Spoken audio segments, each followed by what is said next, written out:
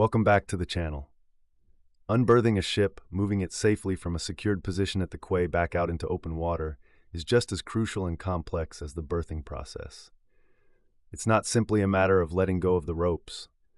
It's a precisely orchestrated maneuver. The unberthing process uses engines, rudders, tugs, and even the surrounding environment to overcome the ship's inertia and safely gain steerage way. The core goal is to move the vessel clear of the berth without damage and then position it on a safe course. The primary procedure for unberthing depends heavily on the prevailing wind and current.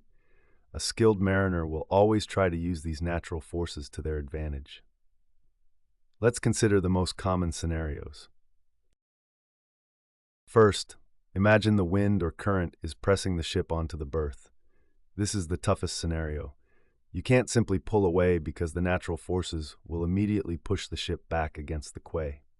In this case, spring lines are essential. The sternmost spring line is kept taut, and the engine is put to slow ahead with the rudder turned away from the berth.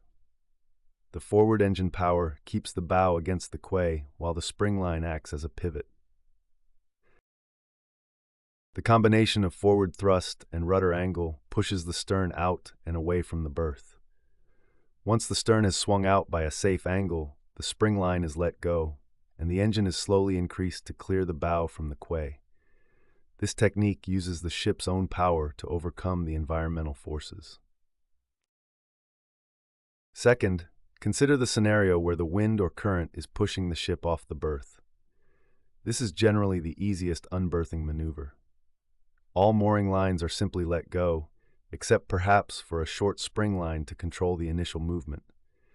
The forces of wind and current will naturally push the ship off the quay, parallel to the berth. Once clear, the mariner uses minimal engine power and rudder to gently push the vessel away from the area and then gain sufficient speed for the rudder to become effective. That's called gaining steerage way.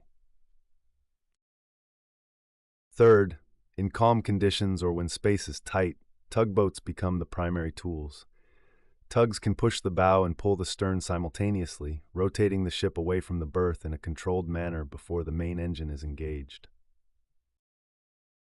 This is often necessary for very large vessels like container ships and cruise liners that operate with minimal underkeel clearance. In every case, the final steps are critical. As the last line is cast off, the ship is maneuvered to ensure its propeller wash does not cause damage to the berth or to smaller vessels nearby. The speed is kept deliberately slow until the ship is far enough from the bank or surrounding traffic to safely achieve steerage way and increase to sea speed.